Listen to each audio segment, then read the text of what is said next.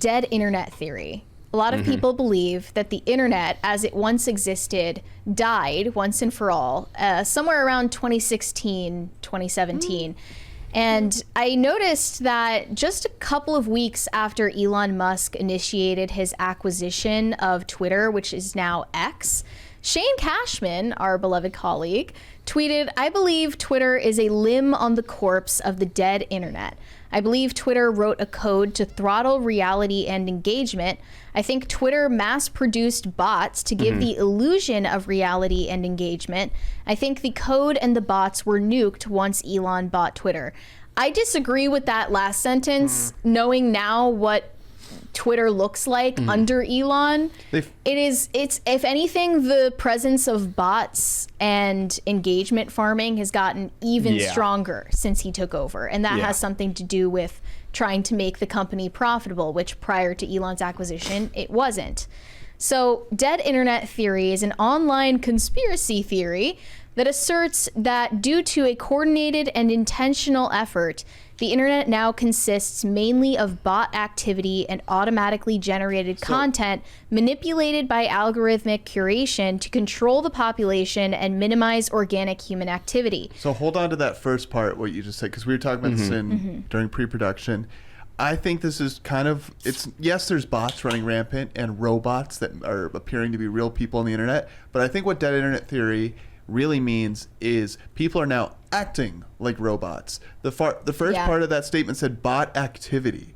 We call people NPCs all the time. People act like that's robots. a really good point. People act like bots. I think the bots are getting better at pretending to be human, and humans are getting better at pretending to be bots. We're meeting in the middle. At a certain point, people can be so stupid that they are indistinguishable from bots, which applies to most flat earthers.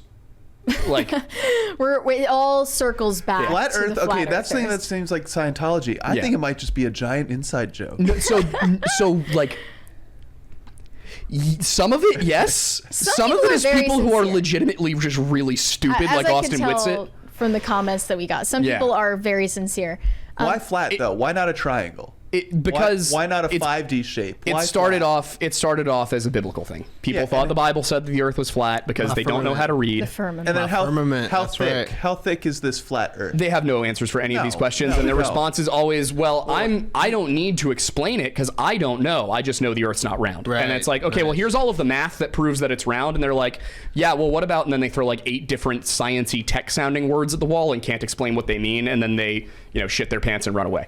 I think one reason why dead internet theory started getting a lot more attention in the mainstream is the Johnny Depp Amber Heard trial. Yeah. Because the media was insisting to everyone that all of the pro Johnny Depp takes you were seeing on your timeline on X was propaganda being spread by bot farms. And in fact, the pro Johnny Depp stuff. Yeah, in fact, Amber Heard was actually the one who was being artificially suppressed, and her supporters were being artificially suppressed by bot activity. Nonsense. Go back on what we were talking about yesterday with Phil about it sucks being a man sometimes because men can have an opinion, but it gets you're like, no man thinks that. That must be a bot. Right.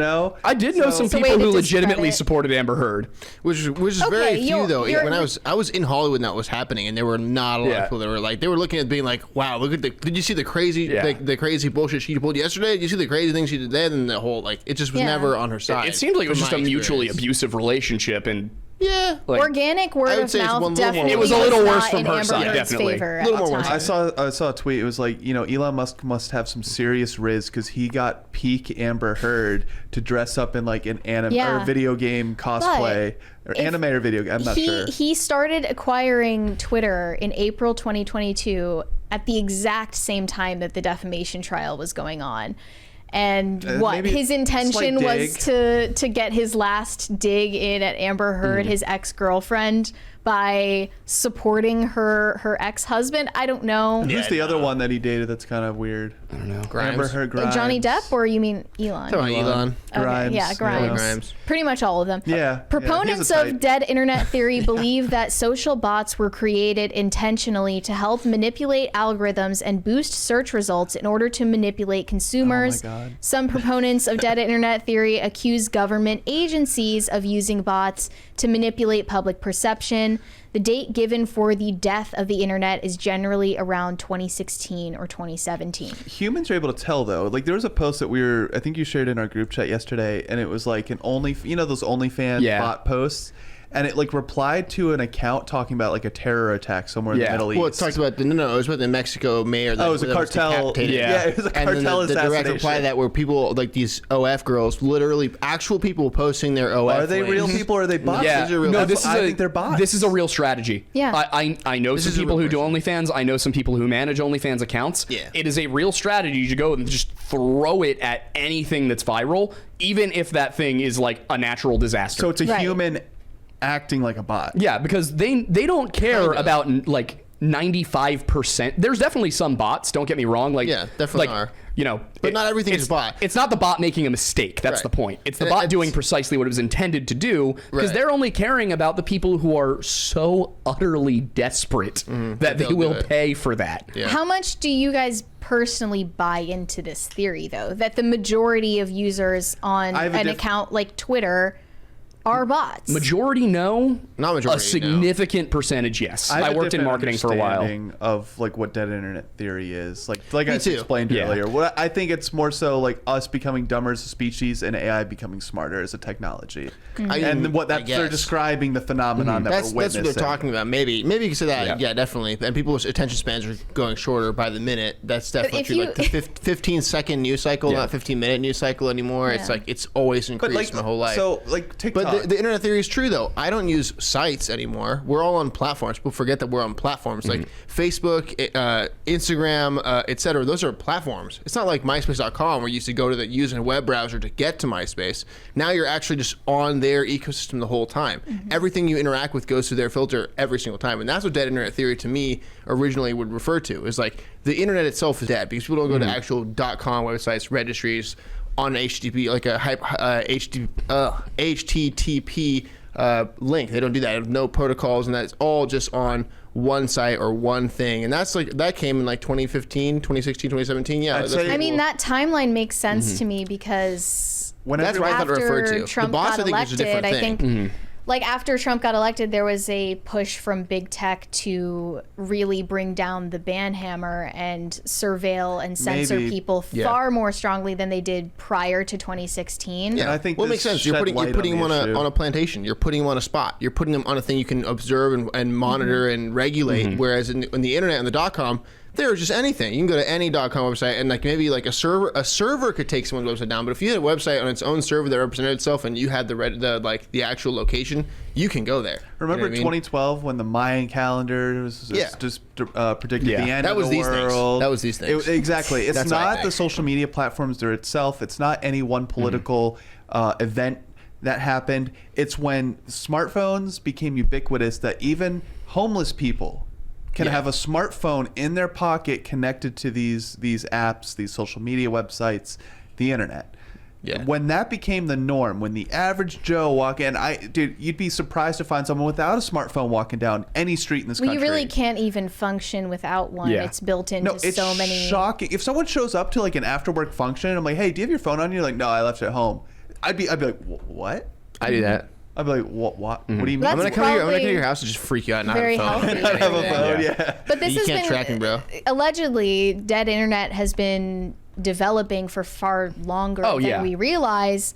And I am not one to just heap praise on the Young Turks, but back in 2011, the Young Turks published a video called Software Writes News Articles. Now, in 2024, when you hear software writes news articles, we're like, what about it? Oh, but that was being going back in 2011, you would hear that and be shocked that a robot would be capable of writing convincingly human-written articles. And in this example they gave, it was sports articles.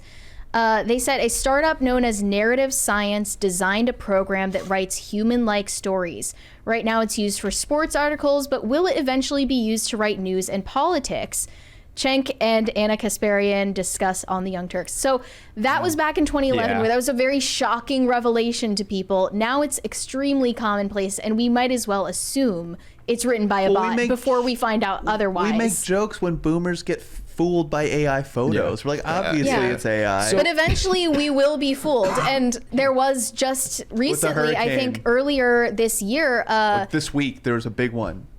With a fake photo from a little girl holding a puppy. It fooled millennials. Right, yeah. It's getting better. But, I mean, earlier this year, there was this big scandal with Sports Illustrated because people found out that Sports Illustrated was publishing articles written by fake authors who were fully AI-generated people. Sports media has gone through quite the shakeup over the last year or two. Like, hey, same with every media. Like established, that's true, media in general. But and I think this is partially a glimpse of what's to come with AI. It's because certain just updating, hey, here's what's on our plate today, messages like that.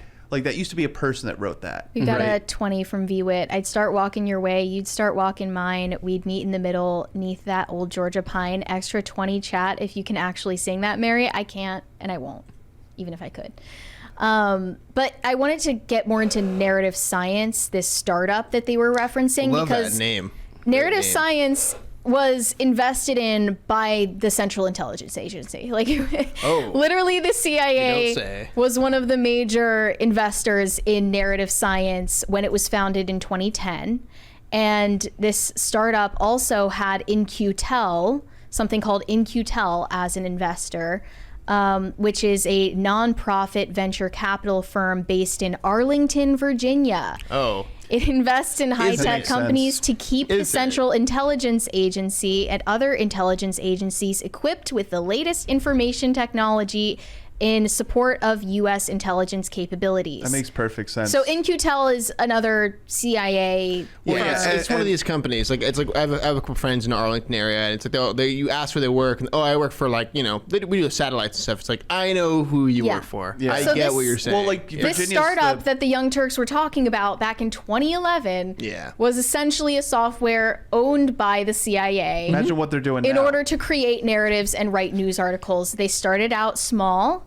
Imagine where it is 15 years later as we're standing now. Look at Apple. They started these things with sports because of the stats too. There's so many sports statistics that are so easily accessible. And you don't need an opinion. It's just fact. But also, you can write you can literally just write a thing in which will input the stats, scrubbing it from an Excel sheet, no problem. And that's probably what they're doing. And then it's just a rudimentary text-to-speech thing. I can see that happening but in 2011. Beyond they picked something where they could tweak the actual verbiage used first before they had to get it to be accurate. Yeah, exactly. But they were reading through some of the articles in that video back in 2011, and it was stylized. It was in a very particular voice. Yeah, so a lot of what they would do at the time too was they would still have an editor who would go through it, and the editor would review it to make sure it flowed properly.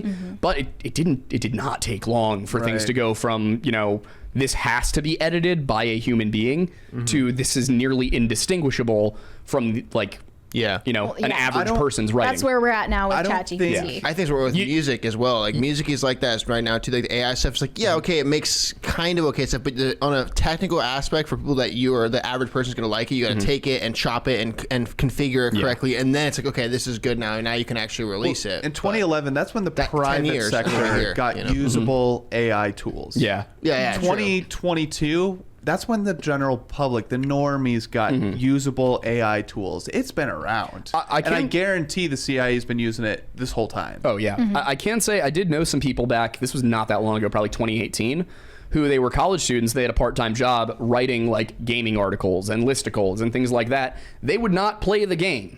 They would just go read a review of the game from IGN and then reword things for SEO content and go from there. So it sounds like journalism. When you look at what was being done, AI was not the cheaper or more effective way to do it just 6 years ago. Yeah, and exactly. In just 6 years, we've gotten to the point where Virginia, why it makes completely sense is Virginia's kind of considered the server capital of the country, if not the world. Yeah. And so and what do you need to train AI models is a ton of server space. Yep. Right. There's like a ton of electricity, and so it makes sense that they'd headquarters or they'd park it in Virginia because it's all of Nova. It's just data farm not that far after away from where data we are. farm after data farm. But like to put like more of a less doom pill on this, I like to think that like, hey, like the CIA, they went to Trump and Kamala. They're like, okay, here's the plan for the 2024 election. Trump, you don't get any written speeches. You're off the cuff the whole time. Just make it up as you go. Kamala, you're only getting AI speeches. And we're just gonna see what happens. We're just gonna see what happens. We're gonna see how it all plays out, and it's another side. Kamala might as well be an AI. Someone should analyze her speech and see if the AI, like they've Those seen AIs that will like use more words than everyone. They should analyze her speech and see if she's been using words that an AI would use a lot more often. They can prove that she's just been saying. No, but like professors are using these tools, and they're using AI tools to detect AI written essays. Yeah, and you see stories now popping. Was like I spent like 3 weeks straight writing this paper. It is 99.9% me, and I get flagged as 80% AI. The detections totally. are completely ineffective. No. And that's why students are going to continue getting away with like stealthily cheating. Well, now the one kid that worked his ass off that just got a failing grade because they accused of it being AI, you think he's ever going to work that hard again on a paper? No, definitely. No. I wouldn't. Exactly, No. yeah. Thanks for watching. Listen to full episodes of Pop Culture Crisis on Spotify. Keep up with us on social media and make sure you subscribe and ring that bell so you never miss the show. Bye, guys.